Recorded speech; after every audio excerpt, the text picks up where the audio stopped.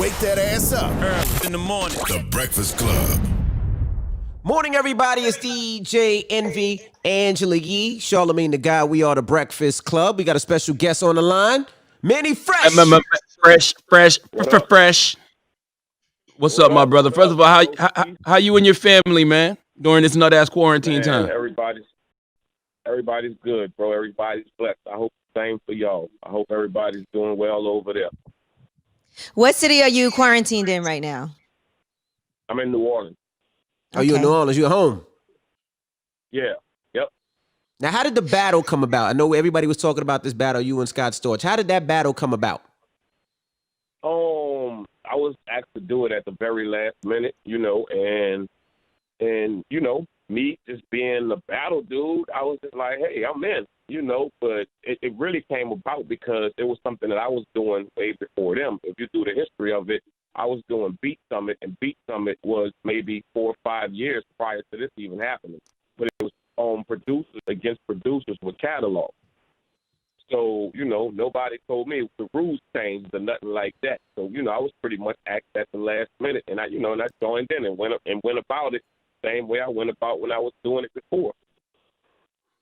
I felt like you got jumped, Manny. I felt like it was you versus Scott Storch, Dr. Dre, Timbaland, Mailman, and whoever else collaborated on them 6 records. Yeah, because the problem is that there's really no rules right now. So what do you think the rules should be? I mean, if it's hip hop, then it's got to be hip hop. If it's somebody who, I guess, the type of beat that I do, I was told that it was a hip hop beat battle. I didn't know it was the R&B beat battle. And Crimea River against Mannie Fresh. Real talk. And I'm 100% with Charlamagne. Like, I feel like I was like me, Dr. Dre, Timbaland. You know what I'm saying? I'm just like, I didn't know I was going against all of them people. I thought it was my catalog against this catalog. But you forgot a couple of joints, Mannie Fresh. There was a couple of joints that you didn't play, man. You left 5 on the table. I thought you should have played. Number What one happened stunner, to that boy? Big. I don't know about what happened to that boy because I don't know if he did that. But number one stunner, Big Ballin', Set It Off, Juvenile on Fire. Why'd you leave those on the table? And Cash Money is an Army, better yet, a Navy. If you really want to know, honestly, this is what I feel like. There are moments and there are movements.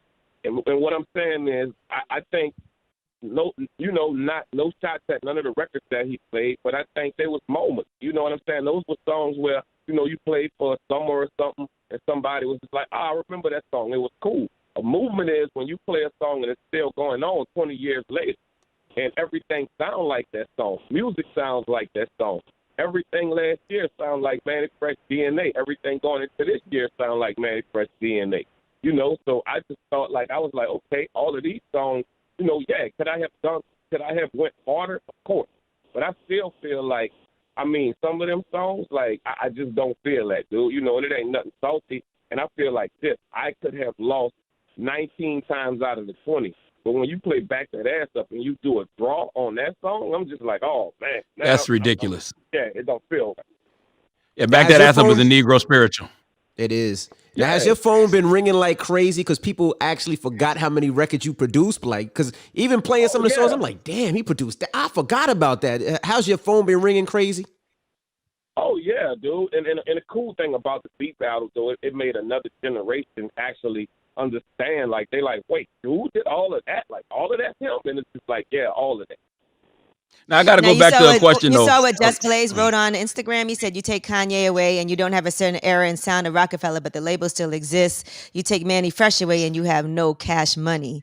So how did you feel when you were reading all of those comments and what other people were saying about you?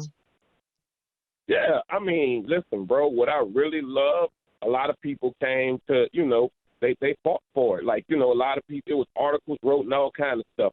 So that's the beautiful thing about hip-hop. If somebody feel like something ain't right, some people going to say, like, all right, dude, come on. And you had some people who felt like, even with some of my skits, they was like, man, you took a low blow at him. And I'm like, no, I didn't. I consider dude a friend. Like, you know what I'm saying? I think everybody that said something crazy about somebody. And I'm like, and if he would have done the history of it, like, he would have known that all of that go with the beat battle. Anything in hip-hop is kind of a battle, like, you know what I'm saying? And I called Scott myself the next morning, and I was like, hey, homie, I feel like this. You know, a lot of people are upset about some of the skits or whatever, and I'm like, I apologize, bro, if I went too hard on you. And his reply was, listen, bro, I got to own up to all that. I know I'm going to hear that stuff. Now, listen, we talked about this for a second, but you still didn't tell us. Why didn't you play Number One Stunner or Big Ballin'? I didn't think it was necessary. Set it off? Go ahead. Set it off? Juvenile on Fire? I didn't think it was necessary. I'm just being real. I'm listening to the songs he playing because I felt like it was a category of what we were supposed to be doing, and he didn't stick to the category. Okay. Mannie Fresh, did you think you won the battle? Yeah, hell yeah, I do. Because if you told me it was a beat battle, a hip-hop beat battle, I'm going, well, how did some of these songs show up?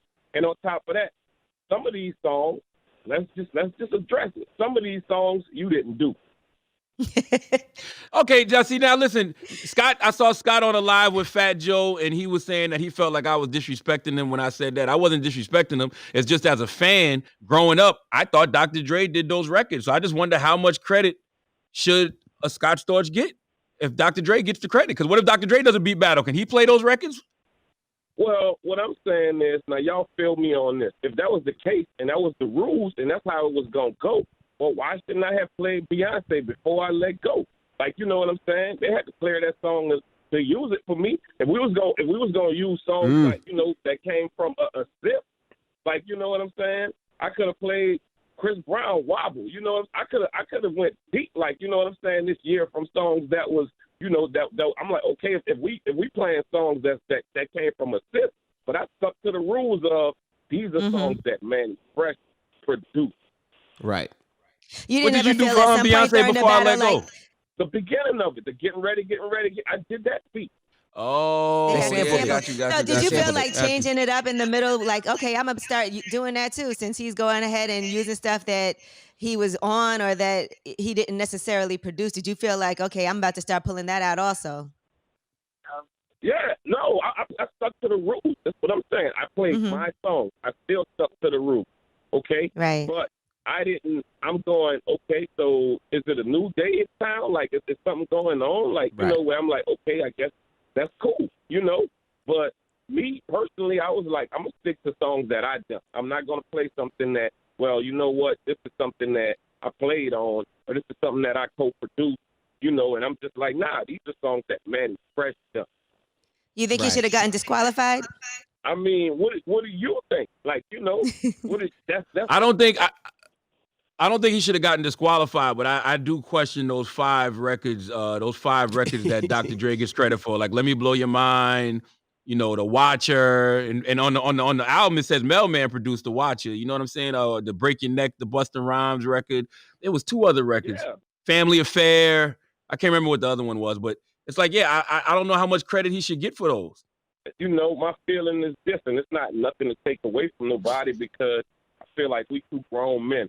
And in hip-hop, it always gets diluted a lot of times, and people go way too far with it because it was a beat battle. I'm not a salty loser. And, you know, hats off to Scott if the world thinks he won. You know, the next day, Mannie had business to do, and I'm going to keep it that way. But I just feel like this. They got to do a better job of putting this together. I think that I should have went against another beat maker. I think you knew though. I think you knew because you had it planned out. I mean, you knew he was going to play a bunch of R&B, so you had the R&B skit. You knew you had it planned out. You knew what his attack was going to be. I went through his catalog, but I also knew that I'm like, okay, the rest of this is not yours. That's part of being prepared. Like, you know what I'm saying? I went through his catalog to say, like, okay, because, like I said, I've done this before. I've done this with Just Blaze. I did this with Toot. I did this with KLC, and this was prior to, you know, me even doing this or even with them doing this. I was doing this a long, long time ago. And part of it was to go through whoever you battle, and you got to know, like, what's they, you know, like, okay, what's their strong points? What's the ones that, some of them songs I never even put on the radar. Right. Now what happened to that boy with Pharrell? Did you collaborate on that? Because I saw people saying you did the drums. I did a drum pattern on that, but I wouldn't even consider that something that I done because my name not on that. When we was doing that song, I hit Pharrell and said, "Hey, bro, I think it's just missing some drums, like a." He was like, "Add it, bro. Do what you want to do." So I wouldn't even consider that something that that I should play. No, you could have played that because Scott played records that he played the keys on. So you could have played that if you had drums or what happened to that boy. You could have played that. Now with the battle, people talk a couple of things. One, Lil Wayne. Who could Lil Wayne battle? And two, who would you love to just see battle outside of Lil Wayne? Oh wow, Pharrell and maybe Kanye. And I think a lot of when we talking about MCs, that's what you mean right now? Yep. Damn, Lil Wayne. Woo, man. Dang. I don't know, bro. Who like I guess the art of MCing is kind of it's fading. Like, you know what I'm saying? I don't really know, bro, because I'm thinking of Wayne, his age range right now.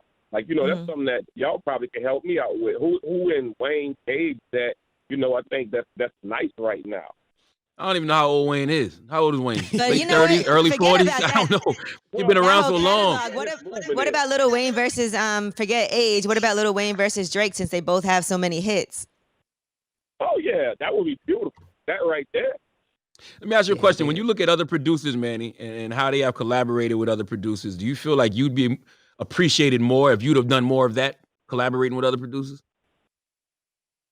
I don't, bro. I just feel like this. Right now, we living in some sensitive times. Like the good guys finished last and the crybabies went. You feel what I'm saying?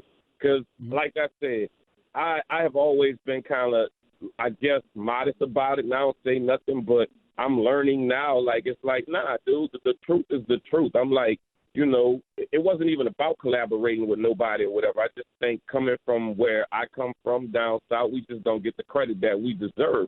Because it's just like I said, I got songs that they play right now. They've been playing for 20 years, and they still in DJ sets. And I say this right now wholeheartedly. Like, I don't care, like, who I beat battle against. Sometimes what I care about, I'm asking the DJ, like, right now, if you're doing the set. Like, if you're doing the set right now, you know what I'm saying? Right. Whose records are in your thing? Yeah, I definitely play Project Chick. I definitely play Back That Ass Up. I definitely play And Then What with Jeezy. Yeah, I definitely play a lot of Cash Money. You're gonna play some. You'll play a little. You'll play some Storch too, though. You'll play Storch. You'll play Lean Back. Lean Back. Yeah. Depending on where you're at, you play Make It Rain. I'm not saying that about none of his songs. I'm not saying it that way. I'm just saying what records are still in your crate. What records are you still playing right now? And that's what, to me, that's what defines a good producer.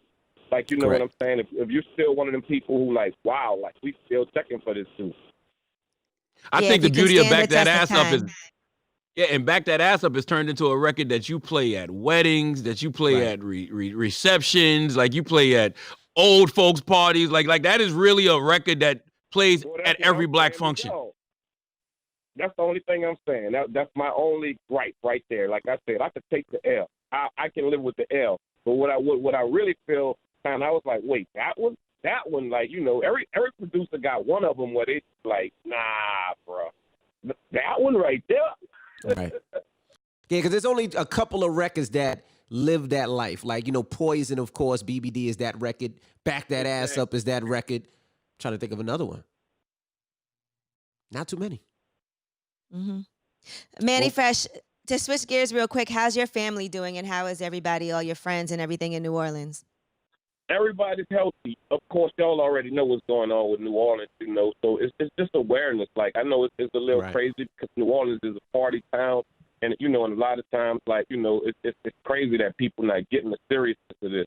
And, on Fridays and Saturdays, I'm DJing. I'm like, stay home. Please stop going out. That's the only way we're going to slow this down because per capita, you already know New Orleans numbers staggering. Like, it's getting crazy around here.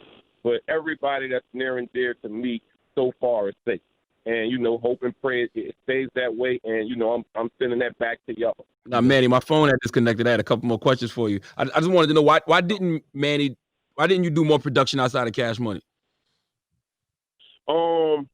I guess, by the time I left Cash Money, I did DZ, I did T.I., and I kind of, it was already, like, I guess, known to a lot of people, like, nothing really left out of Cash Money. So a lot of people didn't think they could reach out to me.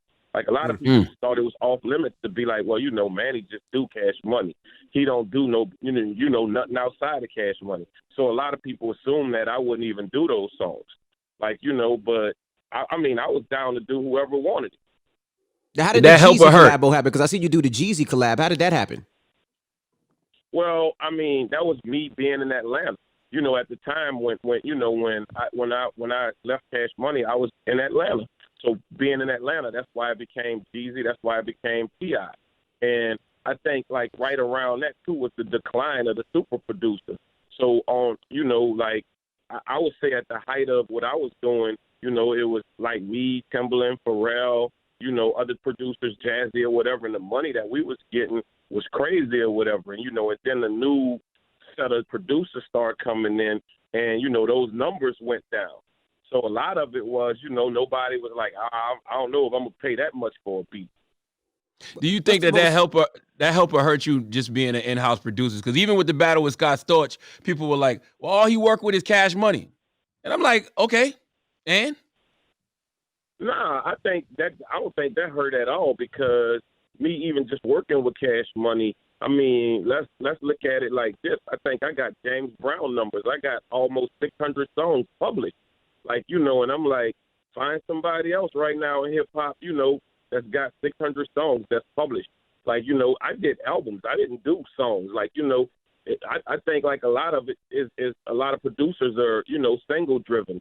I grew up in the era of like the producer had to do the album, so it wasn't a bad thing for me to work with Cash Money and just Cash Money because I was responsible for the whole album. What's the most you got for a beat? Because you said you were getting a lot of money. What's the most that you got for a record?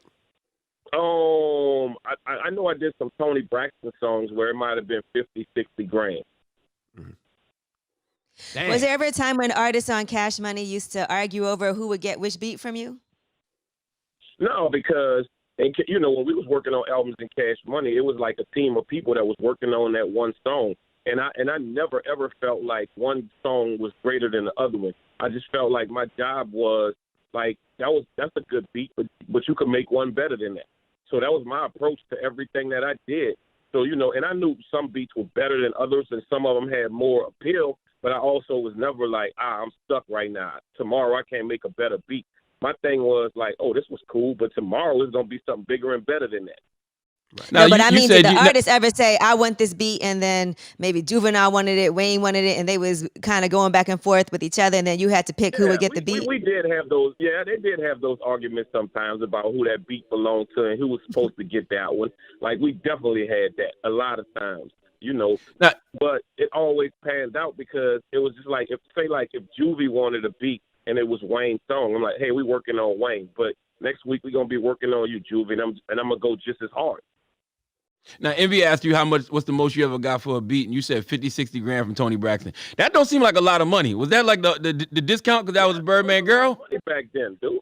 That was a lot 60 of money. grand? Like, you think about it. Yeah, because if you get like 50, 60,000 up front and you get, you know what I'm saying, most of the publishing on the record or whatever, that's crazy compared to right now. And that was a Birdman girl back then, Charlamagne. Yeah. You go on a record company right now and try to get 50 grand, man. Dude, they gonna say that is the artist's budget. They'll tell you like, that's the whole budget for the album. Now, I asked you earlier. I think I got cut off though. When you look at other producers and how they collaborated with other producers, do you feel like you should have done more of that? I'm open. I was open to it, but I was good with where I was. Like, and I think even my relationship with a lot of people, like, I think I'm cool as a fan with everybody. And and if you wanted to work with me, I would have worked with you. When Jazzy Faye came on with Cash Money, we worked on everything. So anybody that wanted to work, I was always there. I was always down to work. I think even real talk, a lot of my best music is probably on my drive. Like, the songs that people don't hear because I do so much music because I love this, but when it became a point where I can't get it across to artists, like right now, I probably got 3 or 4 computers full of beats, but the business is not right now. Somebody told me that you got a whole album with Mos Def. Yeah, I do. I got an album with Mos, I got an album with Wayne, I got a couple of songs with like a lot of greats, but I'm this guy too. If that artist don't agree, I'm not somebody who would leak that song. Right. Now, Wow. when you talked about business, when did you start getting the business part right? Because I'm sure when you was doing all those records, it was more like, oh, we all family, we all friends. And then it has to be to the point where like, damn, I got to make sure my business is right. Well, I just started seeing a whole lot of people coming up with stuff around me. I was just like, well, my face is buried in this drum machine and on these keyboards, and I'm just like, it's a brand new, it's a whole bunch of brand new stuff outside. Like, and I'm doing this, for the love of it, which I didn't mind because it wouldn't be a Mannie Fresh if it was material to me, but I also felt like I'm supposed to get paid for this. Like, it's Right. like, wow, I'm looking at all of this, happening, and I'm just like, the numbers are not adding up. And luckily for me, you know what I'm saying, I had structure, you know what I'm saying? I had a dad that grew up in music that was just like, hey, dude, look, you got to get this right. You got to look at long term. Like, and I would honestly say right now in my career, I've made more money than I ever made because I clear songs all the time. I own the songs, and that was the best thing I could have done, to go back and say, like, listen, I want my catalog. I want all of those songs that I've done, and I feel like later on in life they're going to be valuable. And, like, right now they're valuable. They gave you The your cash whole money- catalog back, no problems, or you had to pay for it. Yeah, no problem, because, it was part of, like, listen, we could fight this out, or we could just say, like, hey, bro, it's time. As men, if you respect me, I respect you. Like, what we going to do? Like, if you can't give me all of this, then you're going to have to give me something. So we wind up we ended it on like, hey, bro, you can have the song. So Cash Money never did you dirty. We always hear the stories about, Birdman getting over on certain artists. Well, I would definitely say like the deal wasn't that, but I was somebody who always knew that the music, like I knew the music was gonna come back around. Mm-hmm. I knew like sooner or later, I'm like, this music is gonna come back around. Whoever controls this music is gonna be in a good seat. But at the time, you didn't get the money. No. He said he seen the cars outside and everything outside was like, I ain't got none of that. And I'm doing a lot of these beats. I need this back. How you do that to Mannie though? Like Just Blaze said, there is no Cash Money without Mannie Fresh's sound. You were the sound of Cash Money. How they don't pay you? Well, I think this is what it is, bro. A lot of times, with business, especially record company business, the record company is the cousin to the street. And by being a cousin to the streets, this is what happens. A lot of people take street mentalities over to the record company, especially if it was a company that was started on the streets. And it's just like when you just stepped into this business arena, the streets got to stay where the streets stay at. This is business. So a lot of it is, it's just not understanding that the same thing you did out there, you can't do in here. What's your current relationship with Birdman and just Cash Money in general? We get along, bro. It's a whole lot better. We get along, and I felt like it was time anyway, because it's just like my kids know his kids, and I'm just like, I'm not a bitter person. On top of that, I feel like when you gripe and you fight with somebody, you give them that energy. I'm not somebody who will give somebody some energy to just be like, oh, I don't think I would have succeeded if I was mad at Baby. I don't think I would be here right now doing this interview if I stayed mad at Baby or something, for something or whatever. I just feel like, you know what it is? You live, you forgive, and you keep it moving. Right. And why didn't that Mos Def album ever come out? It was Mos. Like, you know what I'm saying? Right now, if any of y'all know Mos, where is Mos? Yasin Bey. We don't know where he's at. I always say Mos because that's what I know him from. Yeah. But, Mos comes in and, he'll call, like, he might call right after this interview and say, like, hey, bro, let's finish this. And then you don't hear from him. Damn, I heard you say you want to do something with Jay Electronica, too. Yeah, bro. Jay has been, the dude for forever, and I'm a fan of his. Like, and I always thought, like, Jay is he is the type of rapper that I think it needs to be produced. It needs to be produced for it to be a really, really good album. And you hear some people and you just like, damn, bro, if I could just get in with him. I've always been a fan of his. So I think, like, it would make me go hard. And my best work is when somebody you know, when they challenge me on something. Like if you're a writer and you're a rapper and I feel like, oh, my beat ain't strong enough, I'm gonna redo that beat over. Right. You know, a lot of what Juvie was saying. He was like, when we was working on his albums, you know, he would leave the studio and he would come back the next day and he was like, that ain't the song we was doing, because I felt like some of his raps was killing my beat. So I stayed up the whole night going, well, I got to come up with another beat to make this better. Wow. Well, what about the Lil Wayne album you said you said no? He's working on some new music right now, so you could definitely get in with him. Well, virtually. Yeah, definitely. I mean, even Lil Wayne, I think the fans want at least one before we all say goodbye to this. It's just produced by Mannie Fresh and it's Lil Wayne. So I think that would definitely be a great album, right. you know, and believe me, I stay on Wayne about it. I'm like, listen, dude, like I love all the stuff that you're doing, but let's sit down and do a good one, just me and you. I mean, you said you got a bunch with him now, though, right? Yeah, I got a bunch of songs with him, and some of it is, you know, because it's always me. Like, I've never had a song ever leak in my whole career. I've never had a song that I've done with somebody ever leak or anything that got in the wrong hands. So if Wayne don't agree with it, then I'm not going to put that song out. You know, as much as tempting as it is a lot of times, because you're like, damn, bro, come on. And a lot of it, you know, like some of them songs that I got right now with Wayne, it was just out of frustration because of the deal that happened. And, you know, and he was saying some stuff on them. So he was just like, now that, you know, he's in a better space, in a better place, like, nah, dude, I really don't want them songs to come out because I just don't want to deal with the repercussions of it. There was a lot of diss records to Cash Money, basically. I'm sure. Yeah, so it's more of, he was just like, I'm over that. It was just me airing out, and, you know, and I'd rather not have that out there. So, you know, just out of respect, I'm going to respect his wishes and not put them out. Gotcha. Now, before we get out of here, I got one last question. What would you do different in the Scott Storch battle today? Because I still feel like you left 5 records on the table you should have played, Mannie. You could have been a little bit more structured. I feel you. With how you let them records fly. But this is the problem, too, Charlamagne. With me, because the catalog is so much, it's like, you know, believe me, I've had 100 people call me and said a different song that said, you should have played this, you should have played this, you should have played this. And sometimes, bro, me as a producer, I really don't go like, damn, yeah, I should have played that, Because sometimes I don't even realize how many songs I've done to say, like, damn, I did pass that song up. I didn't play that song. So that's what it was. Like, it wasn't like I was just like, well, damn, you know, why didn't you play this song? Why didn't you play Set It Off or whatever? I'm just like, I have so many records sometimes where I'm just like, I'm overwhelmed, where I have to sit down, you know, and say, like, right now, if I'm going to do this again, I need to put a strong 20. Like, look at everything that I've done and say, okay, these are the strong 20. Got you. Going like, you know, like these are, and I ain't gonna even lie, a lot of that was Mannie Fresh favorites. Instead of me going like, yeah, you should have went to like, man, go get him with this one, hit him with that one, right? You know. But I even felt like the Mannie Fresh favorites was still songs that did numbers, and that was crazy.